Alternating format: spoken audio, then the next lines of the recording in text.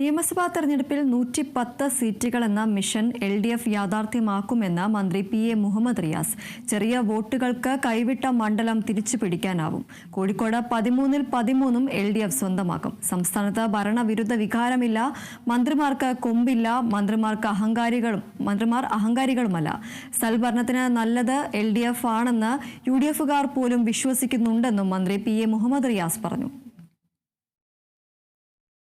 കഴിഞ്ഞ തവണ LDF വിജയിച്ച സീറ്റുകളിൽ വിജയിച്ചു വരാൻ വേണ്ടി പറ്റുന്നതോടൊപ്പം തന്നെ കഴിഞ്ഞ തവണ ചെറിയ വോട്ടിന് പരാജയപ്പെട്ട സീറ്റുകളും ഈ 2025 തദ്ദേശ സ്വയംഭരണ സ്ഥാപന തെരഞ്ഞെടുപ്പിൽ നിയമസഭാ മണ്ഡല അടിസ്ഥാനത്തിൽ കണക്ക് പരിശോധിച്ചാൽ UDF-ന് വലിയ ലീഡില്ലാത്ത മണ്ഡലങ്ങൾ ഉൾപ്പെടെ പിടിച്ചെടുക്കാൻ പറ്റുന്ന മണ്ഡലം ഉൾപ്പെടെ ഒരു പരിശോധന നടത്തിയപ്പോൾ ഒരു 110 സീറ്റ് LDF-ന് വിജയിച്ചു വരാൻ വേണ്ടി സാധിക്കുമെന്നാണ് പൊതുവെ ഇന്നലത്തെ സ്പെഷ്യൽ ക്യാബിനറ്റ് വിലയിരുത്തിയത്.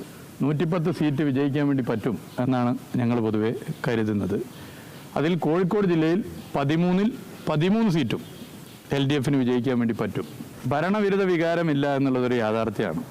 അഹങ്കാരി എന്ന് ആർക്ക് എതിരാളിക്കും വിളിക്കുക, പക്ഷെ അഹങ്കാരിയാണോ അല്ലയോ എന്ന് ഓരോ ഇടതുപക്ഷ പ്രവർത്തകനെയും ഓരോ മന്ത്രിയെയും വിലയിരുത്തേണ്ടത് ജനമാണ്, ജനത്തിൻ്റെ അനുഭവത്തിൽ നിന്നാണ്.